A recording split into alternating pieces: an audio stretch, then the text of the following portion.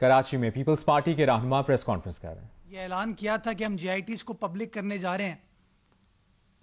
मैंने यही कहा था कि जो ऑफिशियल डॉक्यूमेंट है, जो कि सरकारी रिकॉर्ड में अवेलेबल है, उस डॉक्यूमेंट को हम पब्लिक करेंगे और जो वादा सिंध हुकूमत ने किया था वो हमने पूरा किया। आप सब कल देख रहे होंगे, वो ट्विटर पर बीपर्स पर आके कह रहे थे कि भाग गए, बड़े बड़े ऐलान किए, अब तो ये लोग कोई अपलोड नहीं कर रहे, फिर कहा वेबसाइट डाउन हो गई है। लेकिन आपने देखा कि जो सिंध हुकूमत की कमिटमेंट थी जीआईटीज को पब्लिक करने के हवाले से, तीनों जीआईटीज के हवाले से, उस कमिटमेंट को सिंध हुकूमत ने पूरा किया। सिंध हुकूमत ने कहा था हम आपको ऑफिशियल डॉक्यूमेंट देंगे, वो ऑफिशियल डॉक्यूमेंट हमने आपको दिया। अब सवाल यह है कि अली जैदी साहब ने फ्लोर ऑफ द हाउस पर क्या कहा था, खुदा की कसम, ये मैं नहीं कह रहा हूं, जीआईटी कह रही है। ये अल्फाज थे उनके जब कादिर पटेल साहब के ऊपर वो इल्जाम लगा रहे थे, पाकिस्तान पीपल्स पार्टी की क़यादत के ऊपर इल्जाम लगा रहे थे, तो उनके अल्फाज हैं, खुदा की कसम मैं नहीं कह रहा हूं, ये जीआईटी कह रही है। और वो कागज यूं दिखा रहे थे, वो कागज हमने दिखा दिया, वो कागज हमने तमाम दस्तखत के साथ दिखा दिया, जो ऑफिशियल कागज है वो दिखा दिया। उसके अंदर तो कोई जिक्र नहीं है, कोई इस तरह की बात नहीं है। वो तो इस बात की विंडिकेशन है कि हम जो बार बार कह रहे थे कि दिमागी इख्तिरा है पाकिस्तान पीपल्स पार्टी से बुग़्ज़ रखने वाले अशखास की, वो चीज साबित होती है। तो आज अली जैदी साहब ने कहा कि नहीं, वो 4 दस्तखत वाली जीआईटी मेरे पास है। ओ भाई, 4 दस्तखत वाली जीआईटी कौन सी होती है? GIT means joint interrogation team. उस जीआईटी का सरबराह एक सरकारी अफसर होता है, उस जीआईटी के 6 मेंबरान होते हैं। वो 7 लोग इंटेरोगेट करने के बाद अपनी एक रिपोर्ट को तश्कील देते हैं और रिपोर्ट होम डिपार्टमेंट, जो कि नोटिफाइंग अथॉरिटी है, उसके पास जमा हो जाती है। तो उज़ैर बलोच के केस में 7 मेंबरान पर मुश्तमिल एक जीआईटी तश्कील दी गई। वो 7 मेंबरान ने अपनी जीआईटी फाइंडिंग को कागज पर रिपोर्ट की शक्ल में तश्कील दिया और उसके बाद होम डिपार्टमेंट को वो जीआईटी रिपोर्ट जमा करा दी गई, जिसको प्रोविंशियल गवर्नमेंट सरकारी सतह पर कह रही है कि ये वो कागज है, वो ऑफिशियल डॉक्यूमेंट है। और सिंध हुकूमत की बात को वो 7 अफसरान के दस्तखत साबित करते हैं कि जेन्युइन अगर जीआईटी की रिपोर्ट है तो 7 दस्तखत पर मुश्तमिल जीआईटी रिपोर्ट है। अब पहली रिपोर्ट पर किसी ने दस्तखत नहीं किया। अब सवाल ये उठता है कि किसी ने अगर किसी डॉक्यूमेंट के ऊपर दस्तखत नहीं किया तो डॉक्यूमेंट आया कहां से है? वो डॉक्यूमेंट कहां से आया है? वो डॉक्यूमेंट किसने दिया है उनको? इसका कोई जवाब उनको नहीं है। और ये इस बात की दलील है कि जिस तरह माजी में कुछ और लोगों ने दस्तावेजात को क्रिएट करने की कोशिश की ताकि पाकिस्तान पीपल्स पार्टी की क़यादत को मलाइन किया जा सके, वही काम अली जैदी साहब कर रहे हैं। फिर अली जैदी साहब कहते हैं कि जी वो ब्लैंक डॉक्यूमेंट को छोड़ देते हैं। मेरे पास जीआईटी है जिसपे 4 लोगों के दस्तखत हैं, बाकी लोगों ने दस्तखत करने से इनकार कर दिया और वो रिपोर्ट सबमिट कर दी गई। किसको सबमिट की गई? अली जैदी साहब को सबमिट की गई है। अली जैदी साहब को दी गई है क्योंकि सिंध हुकूमत को तो इस तरह कोई दस्तावेजात नहीं दिए गए, कोई इस तरह का डॉक्यूमेंट नहीं दिया गया। कौन लोग हैं जो अली जैदी साहब को ये कागजात दे रहे हैं? क्या अली जैदी साहब खुद कहीं से क्रिएट कर रहे हैं? कौन उनको दे रहा है? इन सवालात के जवाब अली जैदी साहब ने अनफॉर्चुनेटली आज की अपनी प्रेस कॉन्फ्रेंस में नहीं दिए। मैं एक बार फिर दोहराना चाहूंगा कि जेआईटी 1, 2, 3, 4, 5 नहीं होती हैं। कानूनी एतबार से जेआईटी हुकूमत तश्कील देती है, उसके मेंबरान, उसका सरबराह अपनी रिपोर्ट को फाइनलाइज करते हैं और रिपोर्ट जेआईटी हुकूमत तश्कील देती है, उसका सरबराह अपनी रिपोर्ट को फाइनलाइज करते हैं और रिपोर्ट को फाइनलाइज करने के बाद वो होम डिपार्टमेंट को रिपोर्ट जमा कराते हैं। इन तीनों केसेस के अंदर जो जेआईटी तश्कील दी गई सिंध हुकूमत ने, उस जेआईटी ने अपनी फाइंडिंग्स को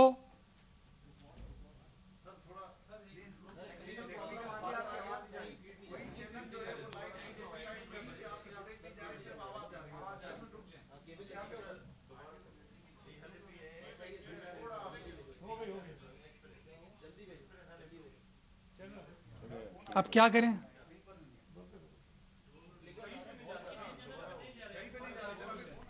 पीपल्स पार्टी के रहनुमा प्रेस कॉन्फ्रेंस कर रहे थे। उनका कहना था, अली जैदी, वफाकी वजीर अली जैदी की प्रेस कॉन्फ्रेंस के रद्द अमल में ये प्रेस कॉन्फ्रेंस की गई है। और मुर्तज़ा वहाब का कहना था कि अगर किसी ने किसी डॉक्यूमेंट पर दस्तखत नहीं किए तो वो डॉक्यूमेंट आए कहां से। उनका कहना था कि लगता है कि डॉक्यूमेंट क्रिएट किया गया है ताकि पीपल्स पार्टी की क़यादत को बदनाम किया जा सके। पाकिस्तान में सियासी एतबार से, आईनी एतबार से नहीं है।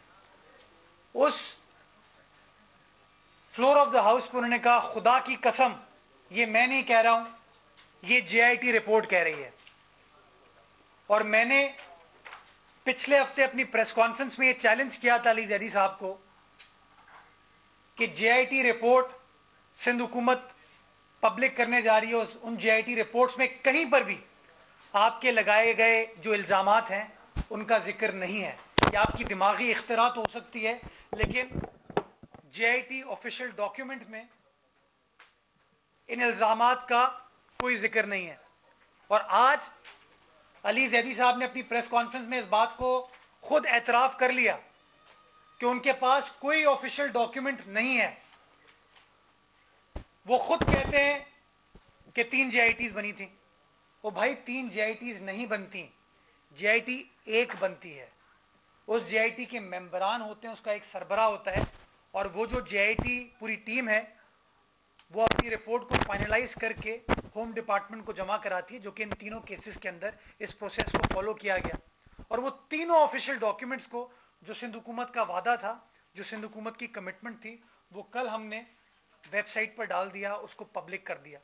और मैं समझता हूँ वो रिपोर्ट्स इस बात की विंडिकेशन है कि जो सिंध हुकूमत का पॉइंट ऑफ व्यू था कि अली जैदी साहब गलत बयानी कर रहे हैं, उन्होंने फ्लोर ऑफ द हाउस पर झूठ बोला है, मैं समझता हूँ वो तमाम बातें साबित हो जाती हैं।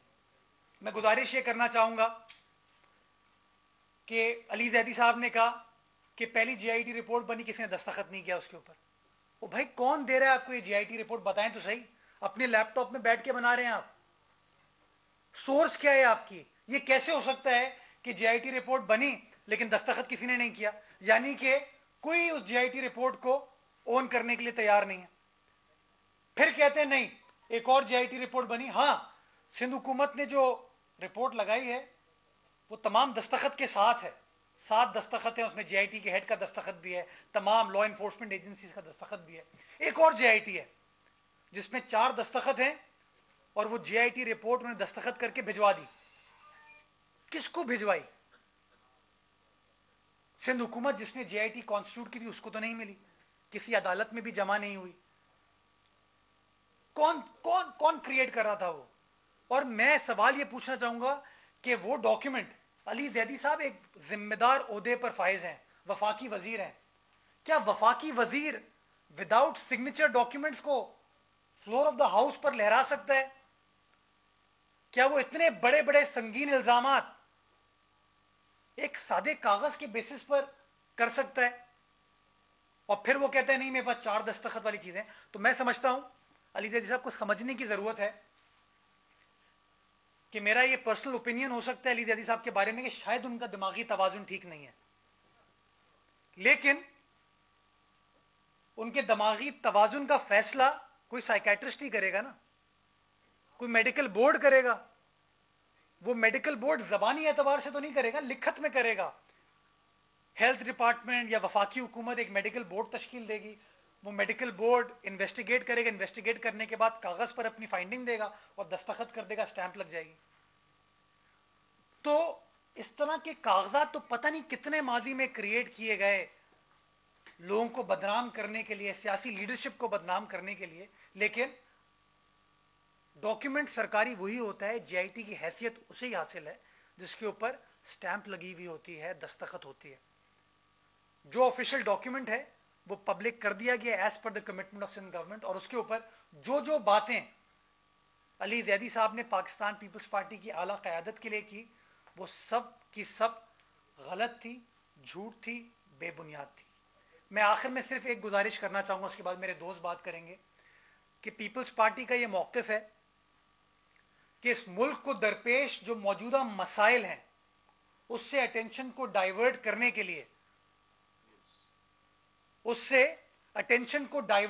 के लिए, बार बार ये वफाकी वुज़रा आके इल्ज़ाम तराशी की सियासत करते हैं, पुरानी बातें करते हैं जिनका हकीकत से कोई लेना देना नहीं होता।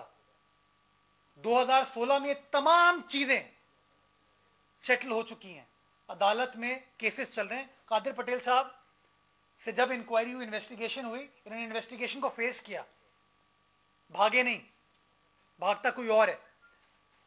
लेकिन जो मौजूदा मसाइल हैं इस मुल्क के, चीनी बहरान इमरान खान साहब की देन है पाकिस्तानी कौम को। अरबों रुपए का डाका पाकिस्तानी अवाम के ऊपर डाला गया। किसने डाला? वफाकी हुकूमत ने डाला। किसके कहने पर डाला? इमरान खान साहब के कहने पर डाला। ये मैं नहीं कह रहा हूं और ये कोई सादा कागज भी नहीं कह रहा है। ये इंक्वायरी कमीशन जो कि इमरान खान साहब ने तश्कील दिया था, उस इंक्वायरी कमीशन रिपोर्ट में लिखा हुआ है कि वफाकी हुकूमत ने एक्सपोर्ट करने की इजाजत दी। वफाकी हुकूमत ने किसके कहने पर? कॉमर्स मिनिस्ट्री के कहने पर इजाजत दी। कॉमर्स मिनिस्ट्री का मिनिस्टर इंचार्ज कौन है? इमरान खान साहब है। आटे का बहरान हुआ, इस वक्त बिजली का बहरान है। हम कराची में बैठे हैं, लोगों को बिजली नहीं मिल रही है, लेकिन बिजली के निर्खों में इजाफा कर दिया गया है। सबको पता है कि के इलेक्ट्रिक का मालिक कौन है, उसकी सियासी कुर्बत किसके साथ है, क्या क्या मरासिम है। इस वक्त जब कराची वालों को बिजली नहीं मिल रही, बजाय इसके कि वफाकी हुकूमत कोई मरहम डालती, वो बिजली के मसाइल हल करती, बिजली के निर्ख यकतरफा तौर पर सिर्फ कराची शहर में बढ़ा दिए गए। दुनिया भर में तेल की कीमतों में कमी हुई। वो कहते हैं ना, बड़ी देर की मेहरबान आते आते, काफी अरसे बाद मजबूरन इनको तेल के निर्खों में कमी करनी पड़ी। लेकिन मेरे ख्याल में पाकिस्तान क्या दुनिया की तारीख में ऐसा नहीं हुआ होगा कि तेल दस्तयाब नहीं था, कि तेल दस्तयाब नहीं था। यह है हुकूमत की रिट। बड़ी बड़ी बातें तो करते हैं ये, लेकिन कीमतें कम तो की, लेकिन उन कीमतों पर तेल एक आम आदमी को दिलवा नहीं पाए। बड़े बड़े ऐलानात के नहीं 2 दिन में मामला हल हो जाएगा, 3 दिन में मामला हल हो जाएगा, आज हो रहा है कल हो रहा है, वो मामला हल नहीं हुआ। आखिर में इनको उन माफियाज के सामने घुटने टेकने पड़े और यकतरफा तौर पर फिर पाकिस्तान की सियासी तारीख में पहली बार 30 तारीख को या 15 तारीख को ओगरा निर्खों को बढ़ाती है। ये पहली बार ऐसा हुआ कि फाइनेंस डिपार्टमेंट ने, वफाकी हुकूमत ने 26 तारीख को या गालिबन 27 तारीख को निर्खों में इजाफा कर दिया और अवाम के ऊपर एक बार फिर महंगाई का बोझ डाला गया। पीपल्स पार्टी का कसूर यही है कि बार बार इस बेलगाम हुकूमत को लगाम देने की कोशिश कर रही है। बार बार इस नाकाम निकम्मी हुकूमत को यह बता रही है कि आप अवाम का इस्तेहसाल करना बंद कर दें। जो चीनी केस में, आटे केस में, तेल केस में आपने आवाम के माल पर डाका डाला है। हमारा कसूर यह है कि floor of the national assembly पे हमारे चेयरमैन उस चीज को उजागर कर रहे हैं, हमारे मेंबरान कौमी असेंबली उस इशू को उजागर कर रहे हैं, और इसीलिए चूंकि तनकीद इनको पसंद नहीं है, मीडिया हाउसेस भी जब बात करते हैं तो उनके ऊपर भी आपको पता है किस तरीके से सरजनिश की जाती है। उसी तरीके से जो सियासी लीडरान इनके ऊपर तनकीद करते हैं, उनको या तो वो नैब के जरिए बंद करा देते हैं या फिर इस तरह की इल्ज़ाम तराशी का प्रोसेस स्टार्ट करते हैं। मैं एक बार फिर कहना चाहूँगा कि अली जैदी साहब की हुई बातें झूठ का पलंदा थी, गलत बयानी पर मबनी थी और उनका हकीकत से कोई लेना देना नहीं था। जो ऑफिशियल GIT सिंध हुकूमत के पास थी, जो ऑफिशियली सबमिट की गई थी, जो सरकारी दस्तावेजात हैं, वो सिंध हुकूमत पहले हाई कोर्ट के सामने सील्ड एनवेलप में दे चुकी है और कर उसको वेबसाइट पर डालकर पब्लिक कर चुकी है। सईद गनी साहब बात कुछ करना चाहेंगे, उसके बाद आप।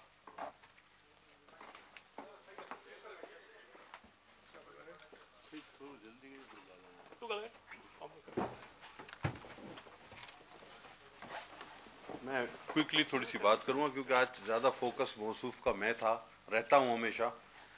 बिस्मिल्लाह रहमान रहीम। जी हाँ, बहुत मोहब्बत है उनको। असल में अगर देखा जाए तो ये तसलसल वही है जो कौमी असेंबली से शुरू हुआ, और जैसे कि मुर्तज़ा वहाब ने कहा कि हमने इनकी कोताहियों की निशानदेही की और बड़ी आला तरीके से की, और तनकीद इनको पसंद नहीं है, लिहाजा अंदाज़ा आप कर सकते हैं। वो एक शेर है ना, देख तू दिल के जहाँ से उठता है, ये धुआं सा कहाँ से उठता है, तो ये धुआं वही है। अच्छा, आज मौसूफ ने एक बात की कि जी क्या उज़ैर बलोच पागल था जो उसने गैंग बना लिया, ये तो बगैर किसी के हो ही नहीं सकता। तो तारीख़ कराची और बिलखुसूस तारीख़ ओल्ड सिटी एरिया से आपका वाकिफ होना ज़रूरी है। हम हैं ओरिजिनल कराचाइट्स। क्या दादल शेरू पागल था जिसने गैंग बना लिया था बगैर किसी के? क्या हाजी लालू पागल था जिसने किसी वजह के बगैर गैंग बना लिया था? क्या रहमान डकैत जो एक अरसे तक उसकी हुक्मरानी रही उसने गैंग बना लिया था? क्या अरशद पप्पू बगैर किसी वजह से उसने गैंग बना लिया था? मेरे भाई, ये जराइम पेशा लोग इकट्ठे होते हैं, मुंतशिर होते रहे हैं, और जैसे कि मुर्तज़ा ने कहा 2016 तो था ही GITयों का साल।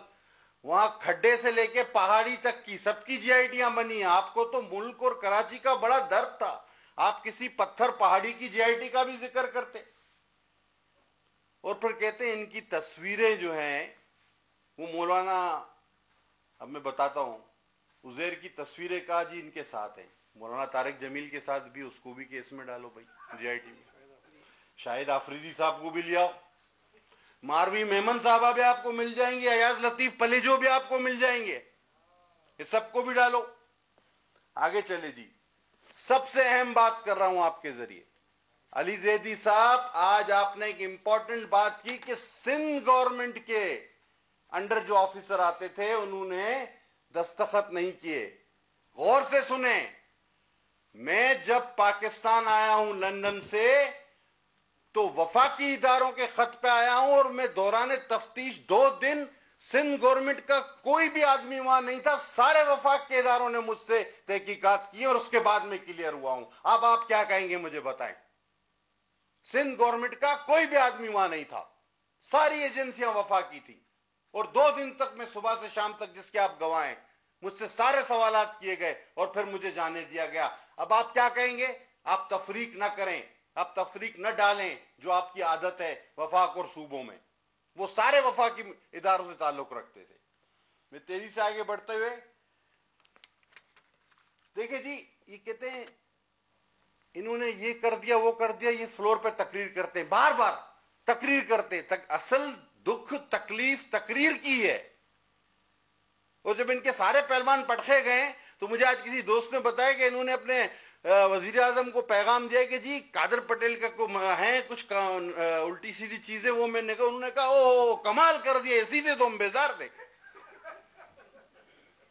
तो भाई मैं फिर कहूंगा, मेरा माइक बंद कर सकते हो, मेरा मुंह नहीं बंद कर सकते। कहते हैं इन पे केसेस, एटीसी का केस इमरान खान पे नहीं है, दहशतगर्दी का, तो हम क्या ये कहें कि दहशतगर्द को वजीर आजम बना दिया आपने? नहीं था एटीसी का केस इमरान खान पे, है? अच्छा, आपको मैंने कहा था खुदा के वास्ते जब भी ये प्रेस कॉन्फ्रेंस करे, मैंने एक लंबी फेहरिस्त आप लोगों को दी थी कि इससे ये पूछ लेना। आप खुद हाथ दिल पे रख के जवाब दे, इसने किसी एक बात का भी जवाब दिया जो मैंने की थी? क्योंकि इसके पास जवाब है ही नहीं, सिरे से मौजूद ही नहीं। और फिर ये इधर उधर मैंने भी देखा है, व्हाट्सएप पे एक बयान अल्फी की बात करते हैं। उस बयान अल्फी और जेआईटीओ के जो फर्क की बात करते हैं, पहले मैं वो बात करूं। कहते हैं इसके इतने सफात हैं, उसके ज्यादा सफात हैं। वो जो ज्यादा सफात वो भी व्हाट्सएप पे इधर उधर आज घूम रहे हैं, उसमें सानिया मिर्जा का नाम भी है, वो जो उसकी बीवी है क्रिकेटर की, शोएब। तो क्या अभी उसको भी केस में हम लोग डालेंगे? वो सानिया मिर्जा लिखा हुआ है उसमें। हाँ, अच्छा, अब आगे चले। ये एक बयान अल्फी की बात करते हैं जी, ये हो गया वो हो गया। देखिए ये किन हालात में लिया गया, मुल्जिम कब गिरफ्तार हुआ, कब पेश हुआ, कैसे बयान लिया गया, और बयान के जो मुहर्रिकात हैं आप देखें। कहते 17 शुगर मिलें कब्जा की। अकल में आता है, किसी ने कंप्लेन नहीं की 17 शुगर मिल वालों ने कि भाई मेरी शुगर मिल, या एक आदमी जो लहरी का जिस पर जराइम पेशा है, इसने मेरी शुगर मिल कब्जा कर ली। अरबों की शुगर मिल होती है। उसके बाद मुझे पहले भी कहा गया कि आपने कब्जा कराया 70, 80, पता नहीं 90 एकड़। मैंने कहा यार दिखाओ तो सही ना, वो कहां पर है? किसी के पास तो होगा, उस पर कोई इमारत बन गई होगी, किसी को ट्रांसफर हुआ होगा, जिससे कब्जा हुआ होगा उसकी शिकायत होगी, ये जिसको मैंने बेची होगी, खरीदी होगी। No answer. और फिर 40-45 बंगले का जी कब्जा हो गए और ये हो गए वो जनाब अली हमारे चीफ जस्टिस साहब का दौर था, चौधरी इफ्तिखार साहब का। वो तो हमारे वजीर आजम को भी फारिग करने में देर नहीं लगाते थे। तो ये बंगले वाले इतने लावारिस थे जिन्होंने खत भी नहीं लिखा कि जनाब हमारा बंगला कब्जा हो रहा है। तो खुदा के वास्ते ये अपनी जहनी जो हालत है आपकी, जिस पर अभी मुर्तजा वहाब ने कहा, और मुझे यकीन है कि मुर्तजा आप अगर लिख कर ही किसी को देंगे तो वो मोहर भी लगा देगा। बस मैं इतनी बात करूंगा और इंशाल्लाह बाकी बात बाद में होगी। बहुत शुक्रिया।